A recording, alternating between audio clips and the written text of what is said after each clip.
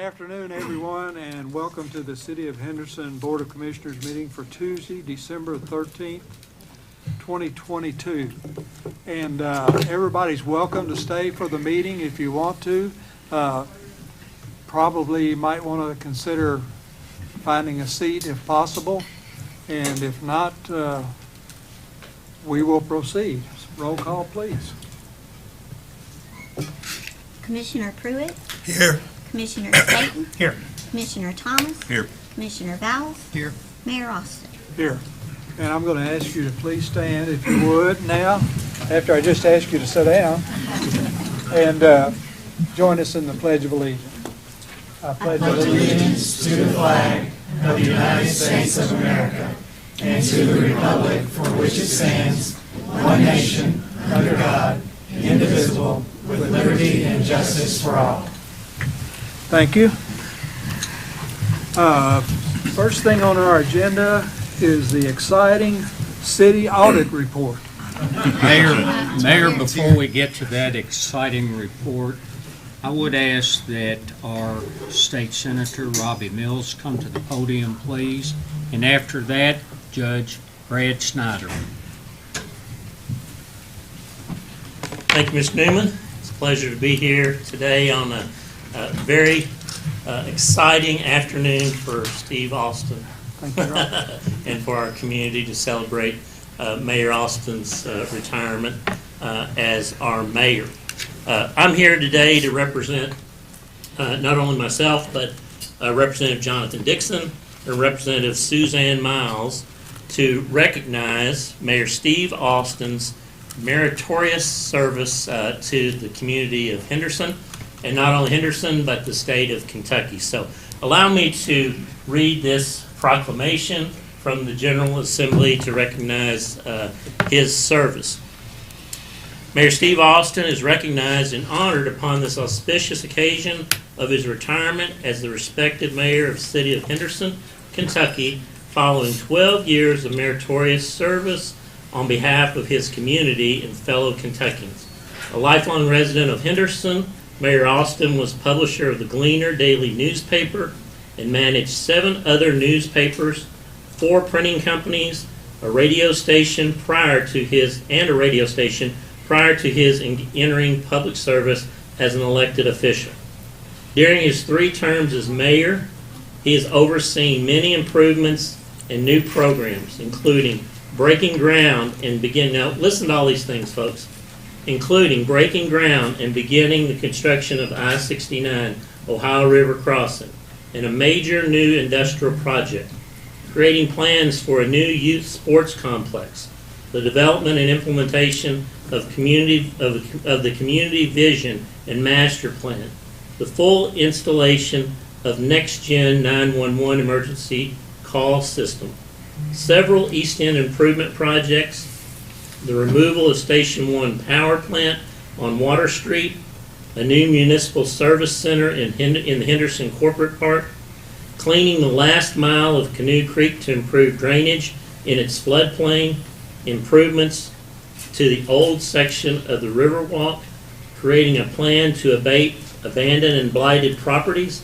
securing a site for the future new Central Fire Station, and many sidewalks, infrastructure, and street beautification projects, and several major and minor street projects.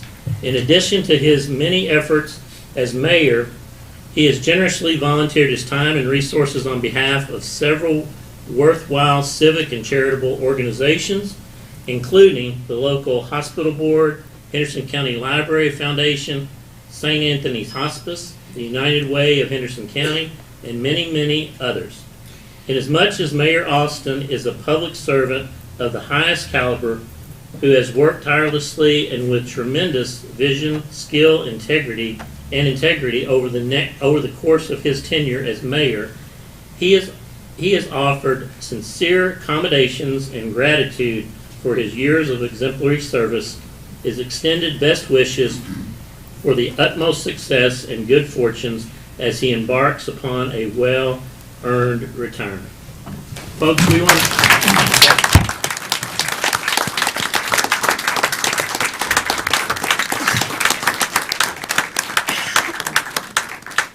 Mayor Austin is known across the state as a dedicated public servant, and we want to honor him today. Thank you.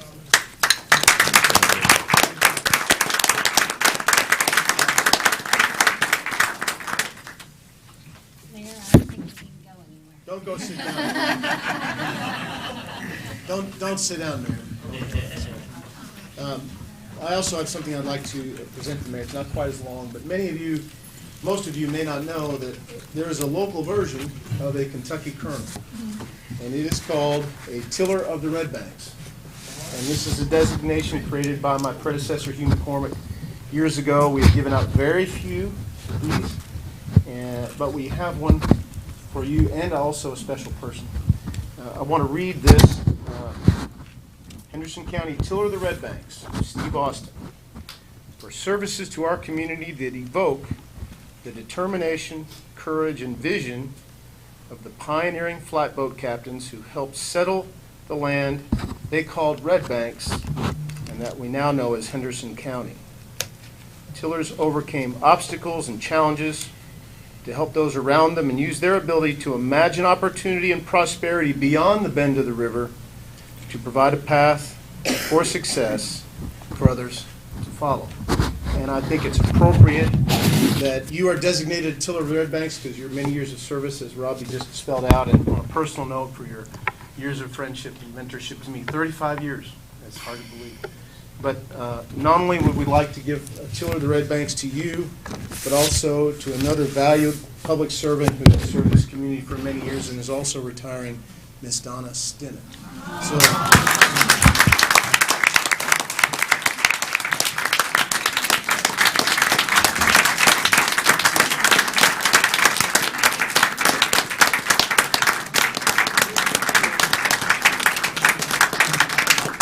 somebody take a picture for me. Somebody, anybody. Oh, Colin.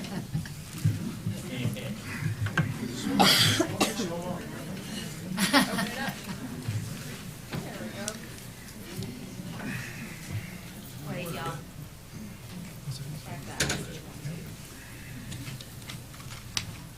Thank you.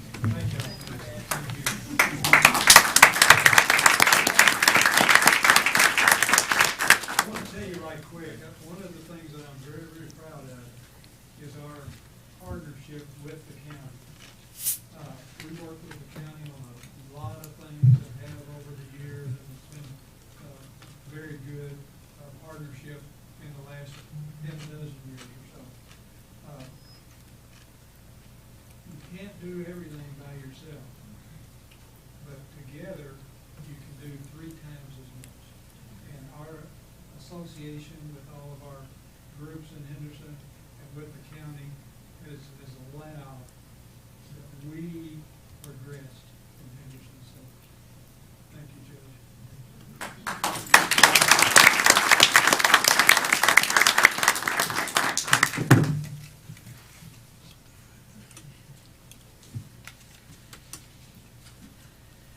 All right, now we get to the exciting news here.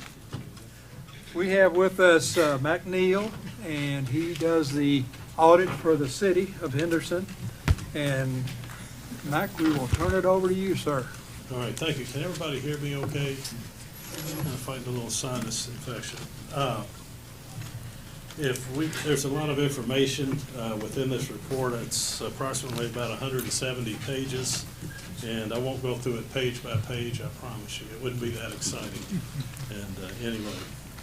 But when we start out the audit process, we look at system documentation and look at steps and evaluate risk. And we have to look at the city as a whole, not just the book.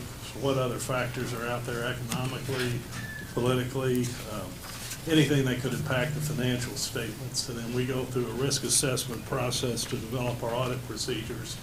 And you'll notice the big thing in that ring is monitoring. And that determines how far we go as far as audit procedures. And I will say the monitoring is very strong from the managerial staff up to the elected official level. And without that, when you have disasters financially or failures in municipalities, it's typically because the people at the top aren't paying attention, and that's not the case here.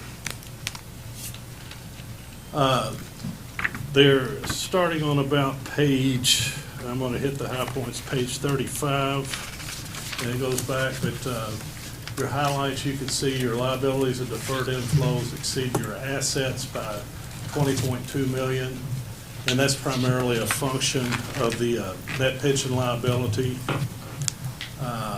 Your unrestricted debt position is about $47.6 million, and your business increased about 726. The net pension liability, I think we're all aware of that, the CERS, as of June 30th, 2022, it's $50.8 million. That's not anything you're going to have to tackle in 1 year, but I believe that they've factored it in, what your contribution is over a period of 27 to 30 years to help bring that back to earth.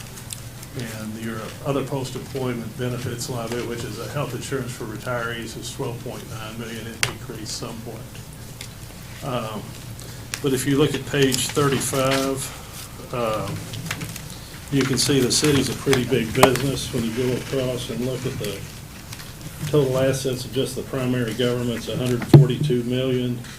And then you factor in the Henderson Power and Light at $80 million, and then Henderson Water Utility, we've got about $330 million in assets that you all are responsible for as elected officials.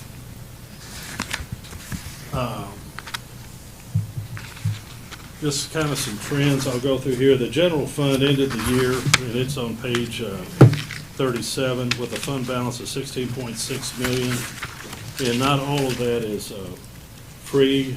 Approximately 50% of that's been obligated for future projects, but you have an unassigned or unrestricted fund balance of $8.2 million.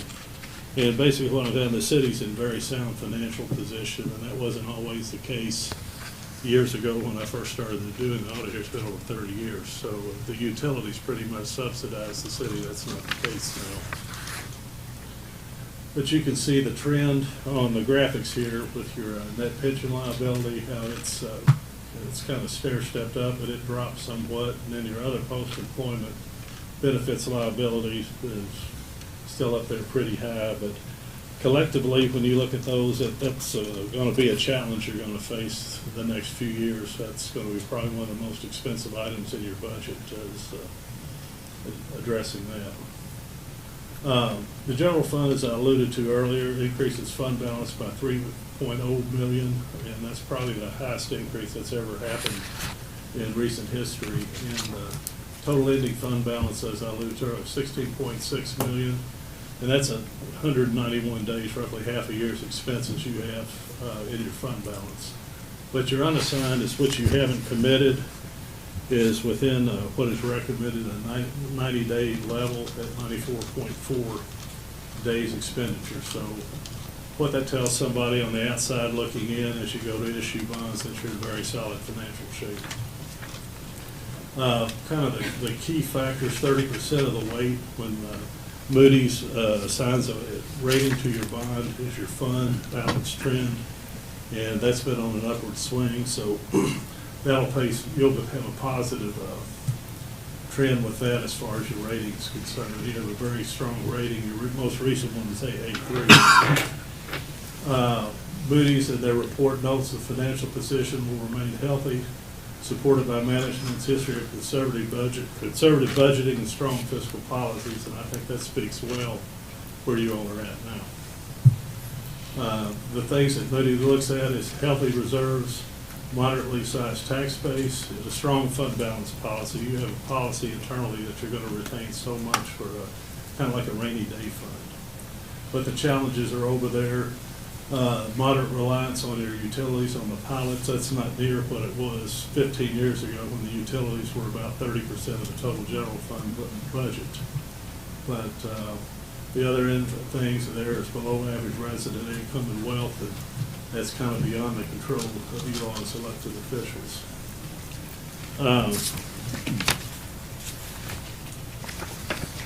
Get my glasses here. Page 39, which that schedule comes from, you'll see that your total, excuse me, page 37, excuse me. For the total governmental fund, you can see you have $76.7 million in assets, $7.1 million in liabilities, and a total fund balances government-wide of $69.5 million. And that's not all cash. About $53 million of that's restricted for capital expenditures and the debt service, and the $6.6 million of that's assigned for future projects. Moving over to page 39, and I emphasize these funds because these are the funds which you provide services to the citizenry out of. You took in total revenues for your governmental funds of $45.6 million, had total expenditures of $53, and net other financing sources a positive of $25 million, to have a net change in fund balance overall $17.5 million for the fiscal year ended June 30th, 2022. So that's pretty impressive. Budgetarily, on page 41, you can see you were within, you had $2.4 million more than you budgeted in revenues, and conversely, you were under budget by $1.9 billion in expenses, and the bulk of that goes to the police department. There are several unfilled positions that you budgeted for, so you had a favorable variance out of the police area of $1 million for this past year. Your general fund composition, as I showed you earlier, this kind of shows a pie chart of where it is. Approximately 51% of that is committed or assigned, and 49% of that is unassigned, $8.2 million. Again, that's very healthy. Your general fund sources, if you were to look at this, as I said, about 15 years ago, when you relied on the utilities, about a third of that would have been your utilities. You can see that's 6% now is what you get in your payments in lieu of taxes from the three utilities.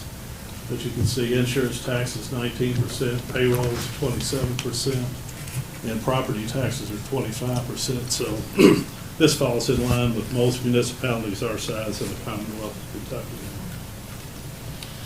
Your revenue, it's been relatively consistent with last year. It was up somewhat. That's primarily a function of the COVID money that came in last year. Again, the expenses kind of follow that trend in public safety. Also, there's a lot of money spent last year in public safety with your COVID funds. And you can see that trend kind of spiked there in 2021 again. Everything's been relatively consistent expenditure-wise. Your fund balance trend, you can see it dipped somewhat in 2019, but the last 4 years, you've gone from $8.9 million in 2019 to $16.6 million in 2022. So that speaks a lot for managing the finances of the city.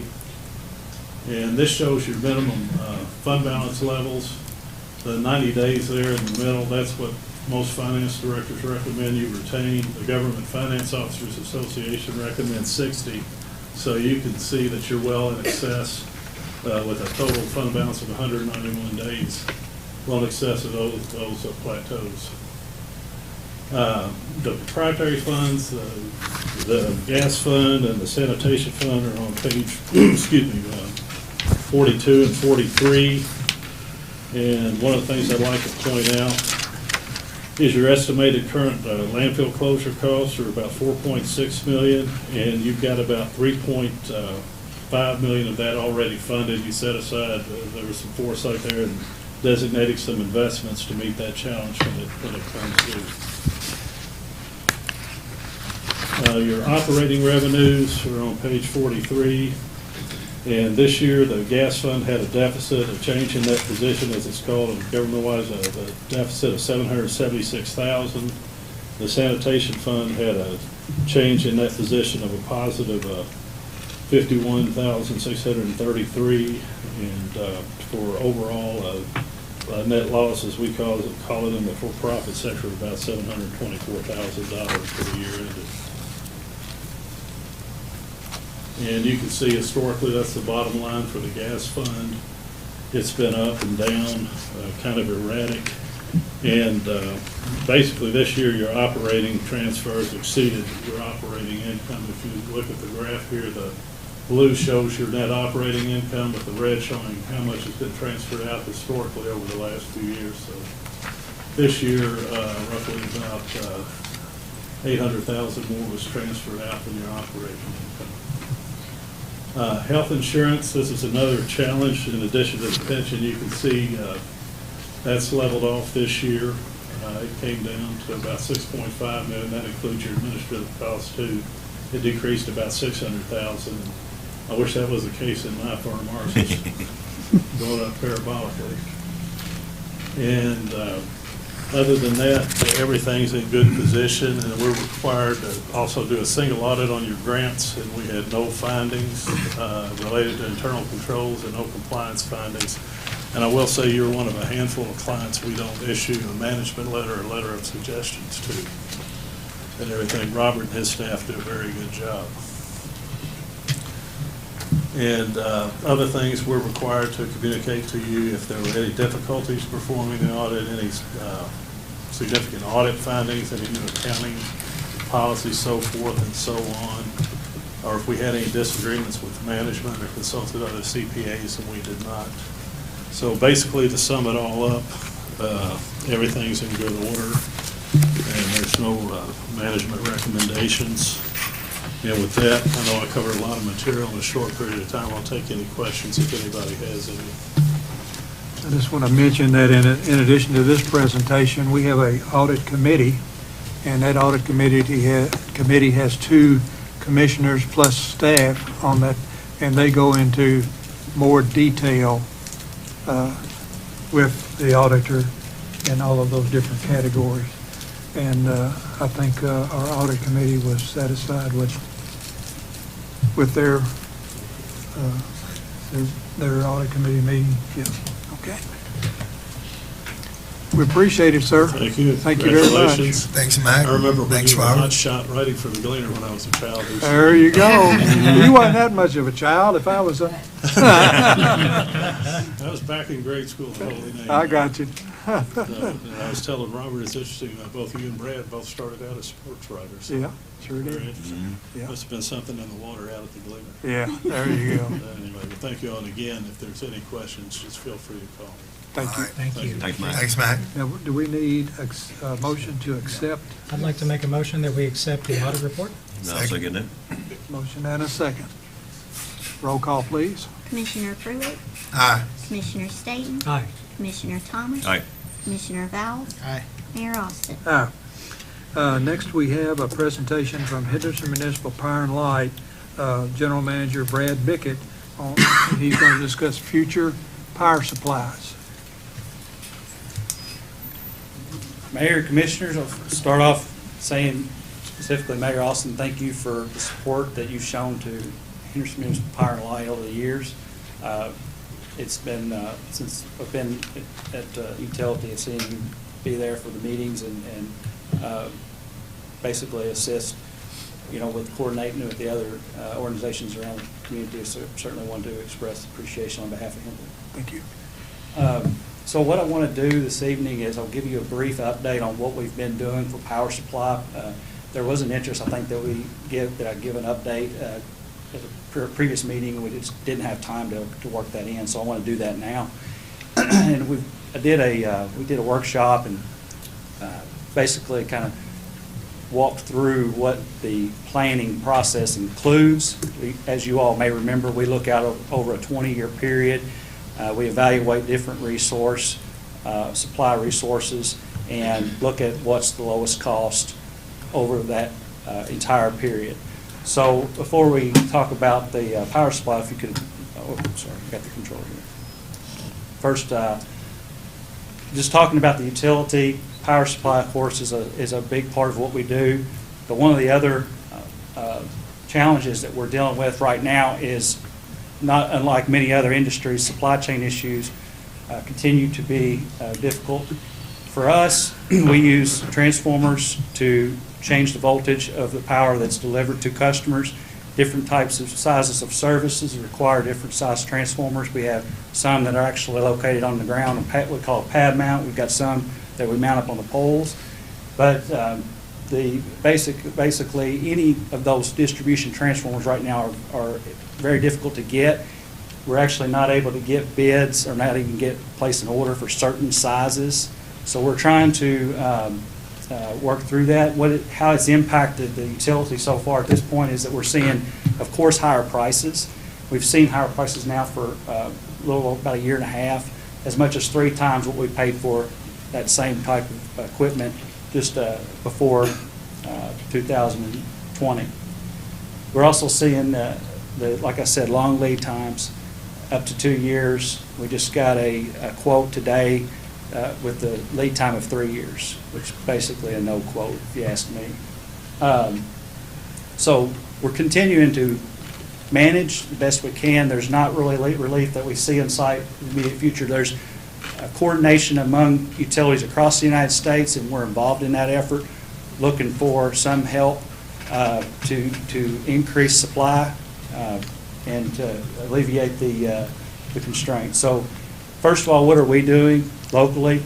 We're saving and we're repairing the transformers that we can, reutilizing what we take out of the system. We're also looking at the opportunities that we could buy refurbished transformers that have actually been tested and are okay to use. And then we're also looking for, we've reached out, we are pooling inventory with other utilities that have similar type of equipment, so that if we get into a situation where we have a failed transformer, we'll be able to get one in to replace it. What we ask for other folks that we're working with is that when there is a project, we need to know as soon as we can on what the electric service requirements are going to be, so that we can get that, we can make plans to have a transformer to serve that customer and get that going as soon as we can. So you all may remember back when we talked before, we're looking at a natural gas power plant to be constructed and operated locally in Henderson. What we wrote specifications, issued a request for bids for, was a reciprocating internal combustion engine type of plant. It's a very efficient, very competitive as far as terms of cost to generate power. The results from that RFP process were that we had 2 bids. We sent out sent bids out to 18 prospective bidders. We got 2 responsive. Both of them far exceeded what we expected that the cost would be. Construction costs, generally speaking, are what drove the higher bids, and the bids came back at as much as 50% higher than what we had been told by our owner's engineer, which was a very similar type plant constructed in 2018. So that's how much of an increase. What that meant for us is that the cost, just the payment on the bond, the debt service alone, far exceeded what we could actually contract for capacity. So it just didn't make sense to proceed. We rejected those bids. Where we're at now is we're going back and we're evaluating another technology. It's called a combustion turbine type generator. Basically a jet engine on a platform connected to a generator. Also would be natural gas fueled. So we are doing an analysis right now, the cost benefit analysis, to see whether we can make a business case for a combustion turbine that would also give us some local generation in our service area. At the same time, we're also working on an RFP, request for proposals, to secure some additional solar and storage. First off, we do have the contract with the developer for a 50 megawatt project that is in progress that will be built down around 425 bypass and connected to our transmission system on the south end of town. We do have what they call a study process, interconnection queue, that is delayed. It's holding that up. And it's the same situation with many of the solar projects that are going on across the country. There's also higher material and construction costs that are causing some renegotiation and additional discussions with the developer. But we're continuing to progress to see that project can be developed. Also, like I said, we are identifying areas around town where we could site solar and battery storage. This project would be connected to our distribution system. That would alleviate or allow him to not have to go through the interconnection process and be subjected to those delays. So we look forward to seeing if we can do some solar and storage at certain areas around town. The last thing I've talked about with solar is that we've got a distributed generation rate schedule for each customer class. We've had, to date, we have 781 kilowatts of solar capacity that's installed. That's an increase of 500 kilowatts over just 1 year period. We've primarily seen the commercial and general service customers switching to that distributed generation rate and installing solar. For interacting with the power market in MISO, you all know we have contracts in place for both energy and capacity, and we are going to be basically going out for looking for new contracts at the beginning of next year, 2023. Those contracts will be starting June 1, 2024. And if you're interested, there's a lot of information, more detailed information about the power markets can be accessed through the website that's available, that's listed here on this slide. It's misoenergy.org, misoenergy.org. So with that said, you know, you might be thinking to yourself, well, we're buying power in the market. We're looking at having some local power. There's been talk before about we want resiliency. We want to be able to, you know, have that power supplied from more than one, just be diversified, I guess you could say. And I want to make sure everybody understands when we buy power every day, we're buying in a very diversified market. And so what I've got here is a pie graph that shows you that for 2022, that these different types of resources, it shows how much energy was produced by each type of resource. So I'm just going to highlight the larger pieces of the pie here. For the blue, is 37% of it came from natural gas. And I've got the terawatt hours listed to the right, and that's basically, you've got kilowatt hour, which goes to megawatt hour, and it's 1,000 megawatt hours is a gigawatt hour, 1,000 gigawatt hours is a terawatt hour. But this is across the entire MISO region, and whenever we buy power from the market, this is the mix of power that we're getting. It's 30% of it was produced by coal for this year, and 14% was nuclear, and this slice of 12% was wind. And what we've seen, there's a lot of wind if you go north of us and north and west. Sometimes during the day we're seeing wind generation, and you can go to MISO's website and see this pie graph at any given time. Wind power is actually exceeding the percentage of power produced by coal pretty regularly on whenever the wind speeds, average wind speeds are higher. This next pie graph just wants to show you what projects are actually in that queue process that I talked about earlier. These are the types of generation resources that all the utilities that are participating in MISO are putting projects in developments in place. These are not actual active generation units, but these are what's being put into what they call the study process, or queue. So there's 853 solar projects, 254 wind, 372 battery.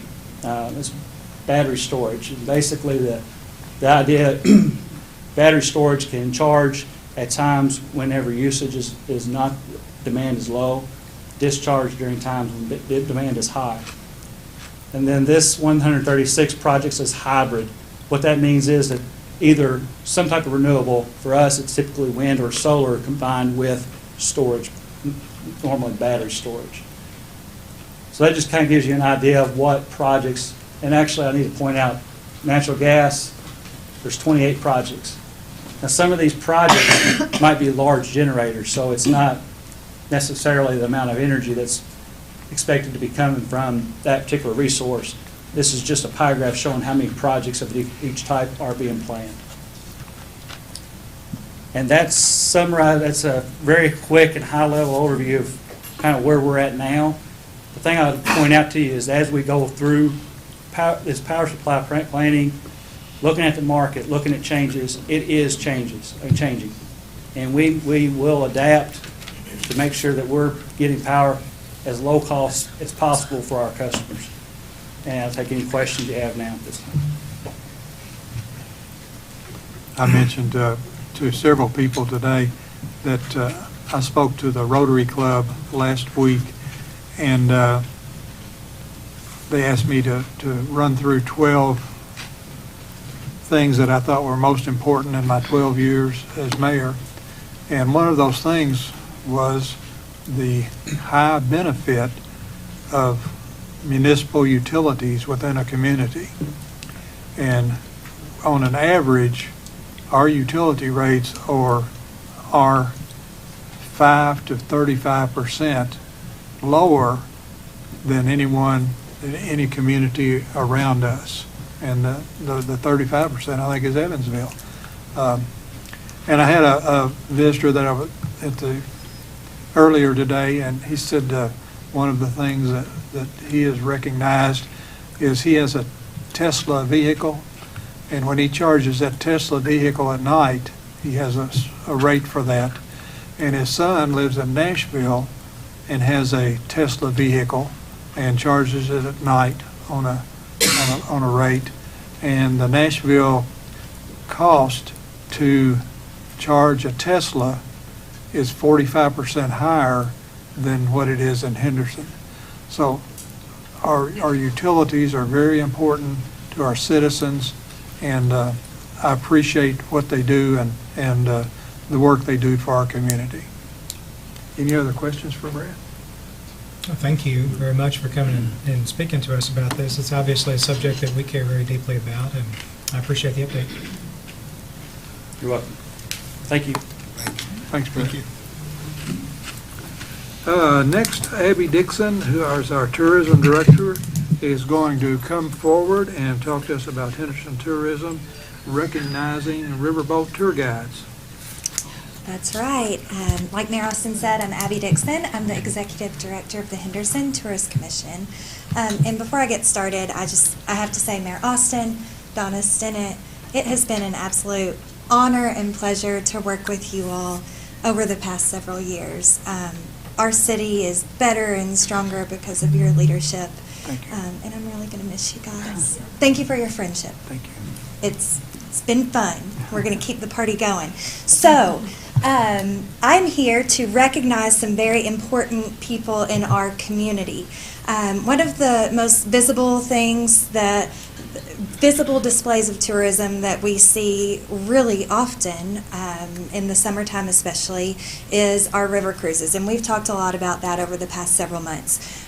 We ended up ending the year with 28 dockings of river cruises in Henderson, which is absolutely insane. That's thousands of visitors coming into our community. Marie has done a great job keeping track of dates. Brian and his crew at Public Works have been incredible. They provide trash service and water service to these boats. Things just don't run this smoothly in a lot of other places. We really do have the dream team here, so I appreciate all of you for your work there. So where our office really comes into play, we hire tour guides to hop on the motor coaches and bring the town to life.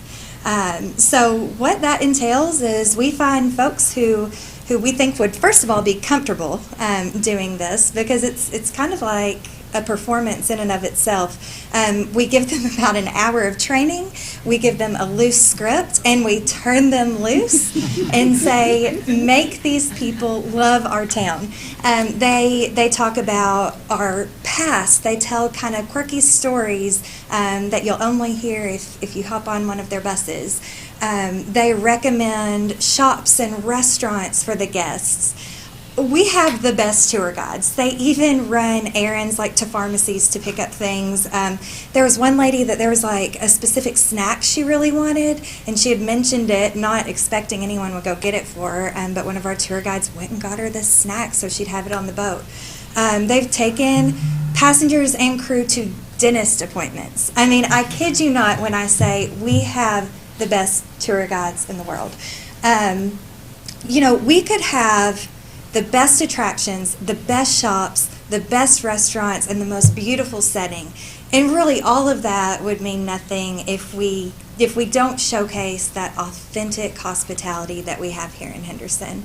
I'm so proud to say that we are absolutely doing that, and it's because of our tour guides. So I wanted to make sure that they are recognized. So, ladies and gentlemen, the folks behind the magic of tourism as far as our riverboats go are these people. If you guys could stand when I call your name. And a lot of them, I was kind of nervous that they wouldn't want to come out, but a lot of them joined me so that they could be recognized. So thank you all so much for being here. Stand when you're recognized. And I want to make sure we all give them a round of applause. So we have David Salisbury, Chuck, and stay standing, Chuck Stinnett. Oh, but he knows all about the audit and other things.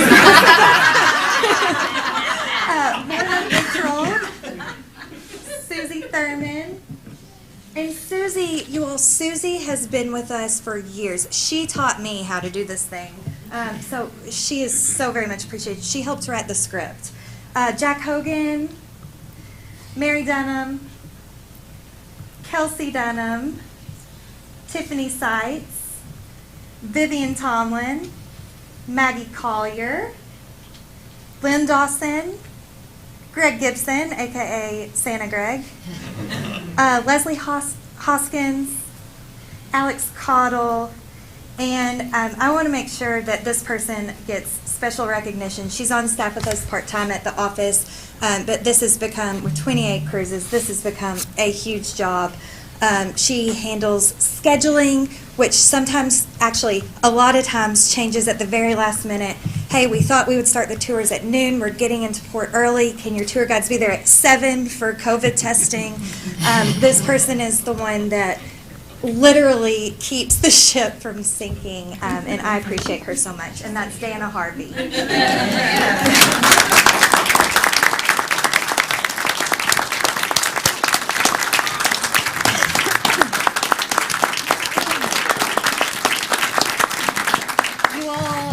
If you could see these guys in action, you would be so proud, and I'm so thankful for them. So rest assured, our visitors are in good hands when they step on those motor coaches. So thank you all so much. And in the spirit of the Christmas season, I wanted to share just a little analogy with you all. You know, think of Henderson in a snow globe, and you could put any town in a snow globe. But when you have the dream team like what we have here, when you have great tourism office, great chamber, great economic development, great local leaders, that allows our office to take that snow globe, shake it up a little bit, and everything sparkles. And that's what we do in tourism every day. We make Henderson sparkle to the rest of the world.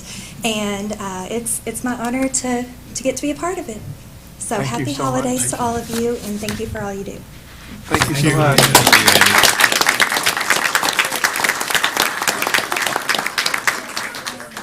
I'm just going to say real briefly that I have the opportunity a lot of times to go downtown and visit with the people that come in on the river boats and walk our downtown streets. And also I have a chance to talk to the management of the riverboat, and they think Henderson is great. And the reason that they think Henderson is great is these folks that help. So we appreciate you. Next on our agenda, we have a presentation for possibilities for a new outdoor community skate park. And Matt Glick and Jamie Phillips are going to talk to you about that. So come right up, please. You gonna join me? Leave me up here alone. Yeah, we basically just wanted to address the obstacles that are being relocated or taken away from community skate park. Just wanted to offer a little bit of guidance and our opinion on the matter. We think it would be really beneficial to consolidate that equipment along with the equipment that's at Atkinson Skate Park. You know, there's been a little bit of talk about the possibility of relocating that equipment to Newman Park. So we are proposing that the city pour some new concrete for that equipment to be relocated to that one central location. And we know that, you know, the equipment is not meant to be permanent. That equipment does have a lifespan. I think it's probably nearing that lifespan, if not beyond it at this point.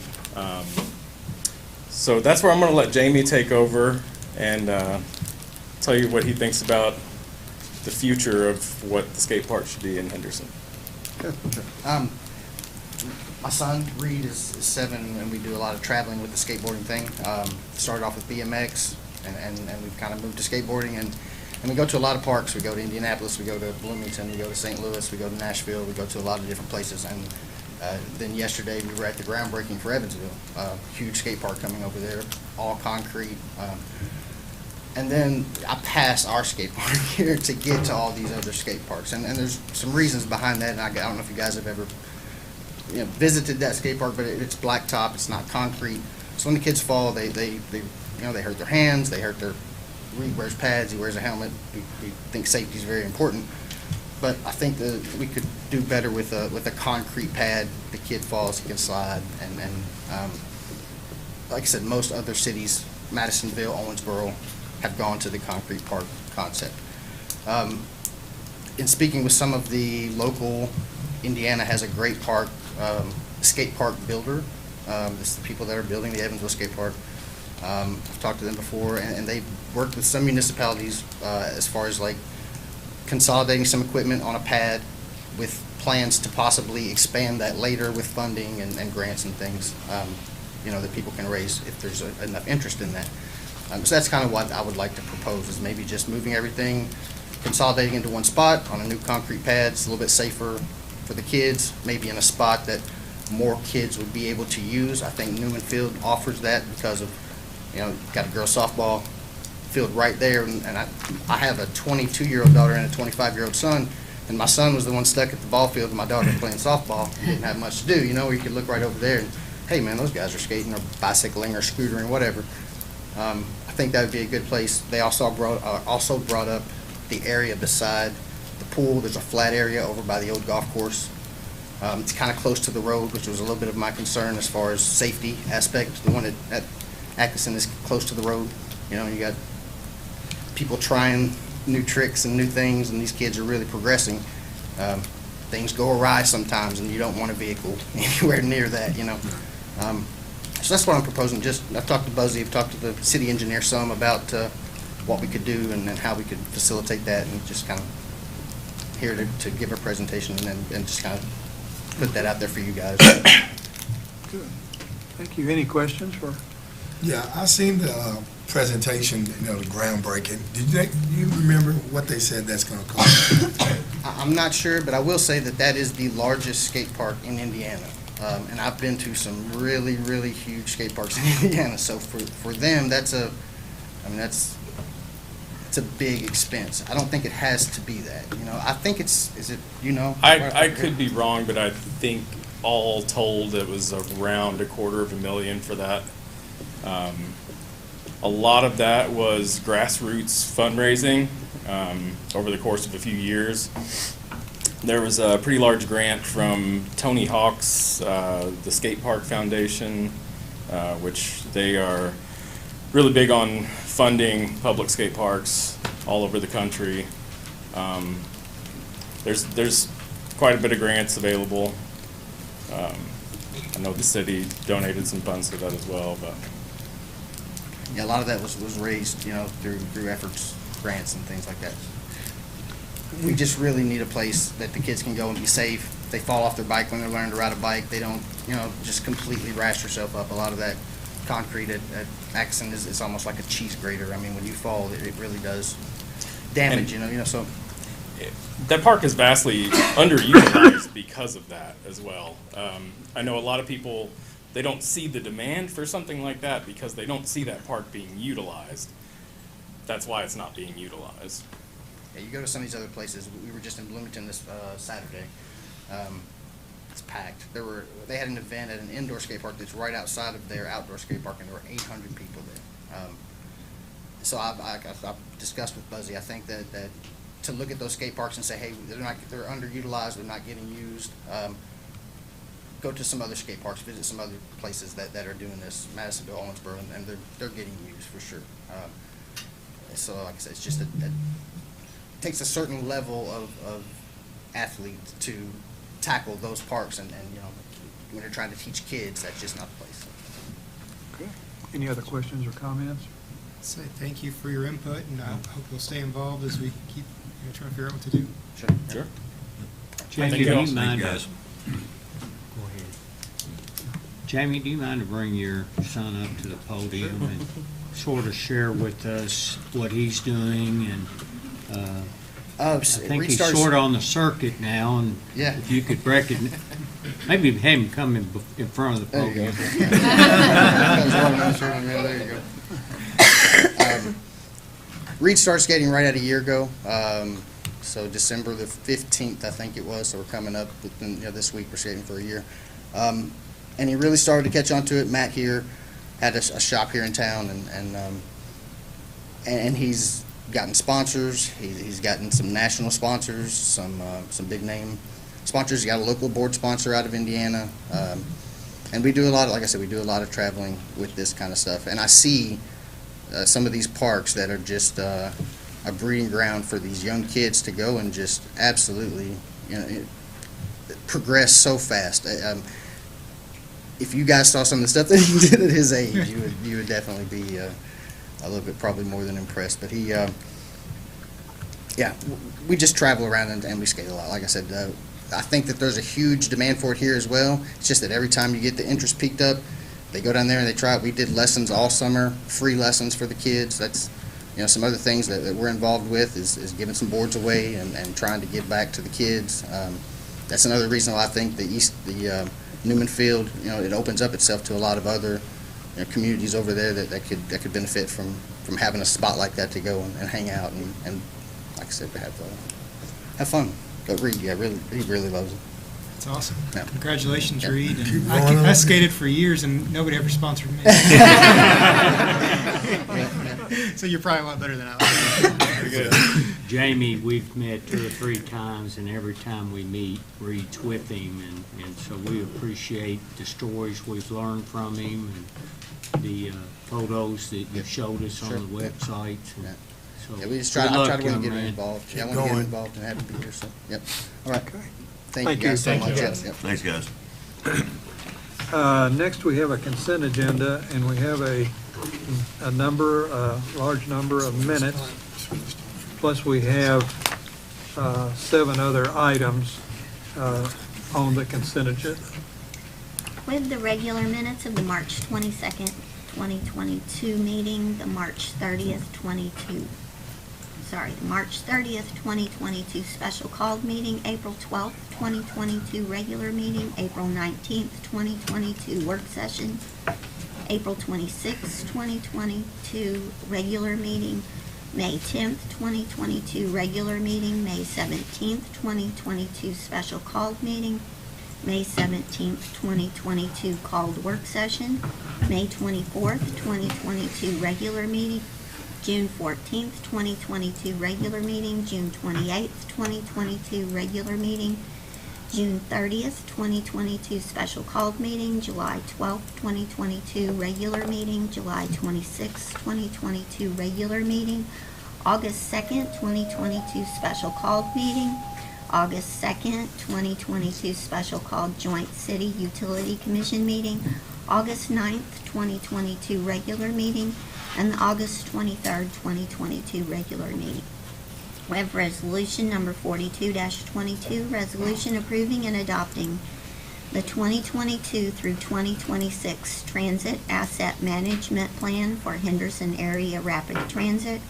We have resolution 43-22, resolution approving and adopting the revised Public Transportation Agency Safety Plan for Henderson Area Rapid Transit. Resolution 44-22, resolution accepting Cleaner Water Program Grant Round 2 in the amount of $2,067,242. On behalf of Henderson Water Utility, approving the grant assistance agreement, authorizing the amendment of the Henderson Water Utility's annual budget, and authorizing the mayor to sign all related documents.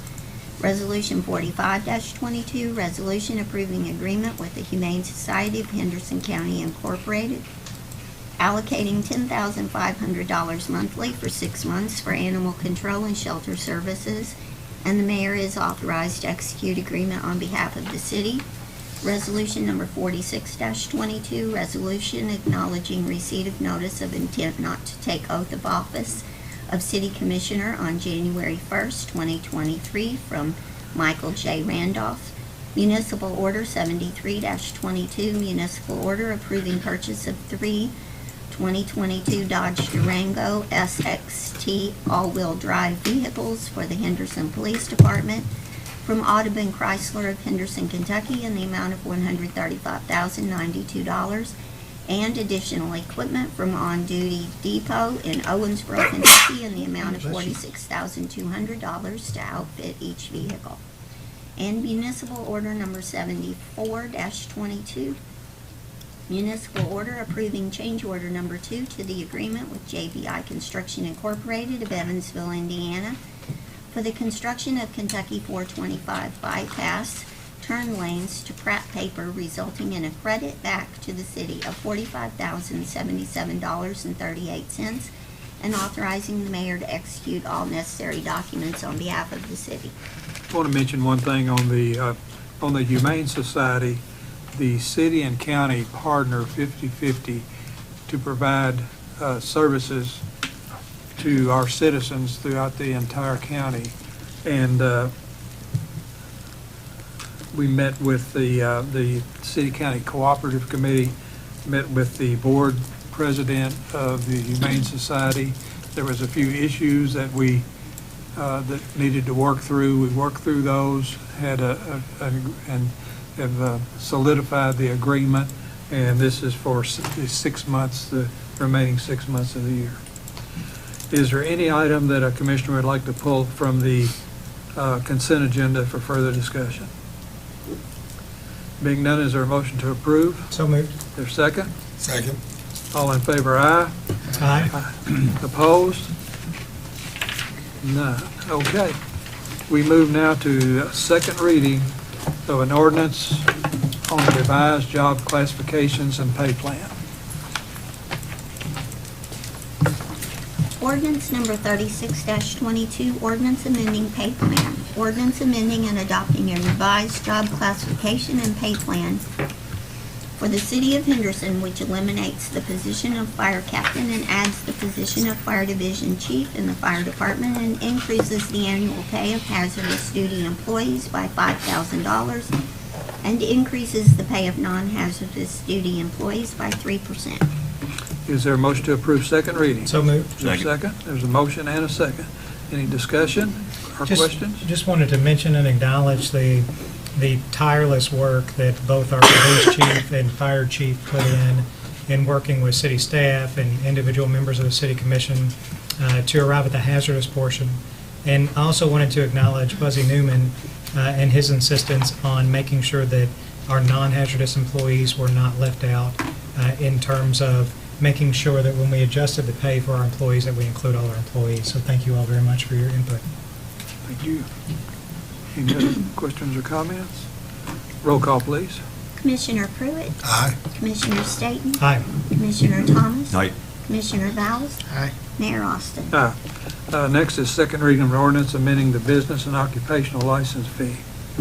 Ordinance number 37-22, ordinance relating to business and occupational license fees, and ordinance amending section 21-33 occupational license tax payment required of Article 3 business and occupational license fees by changing the rate of occupational license tax for compensation paid or payable for work done or services performed or rendered in the city by an employee from 1 49/100% to 1 65/100%, and changing the rate of the net profits from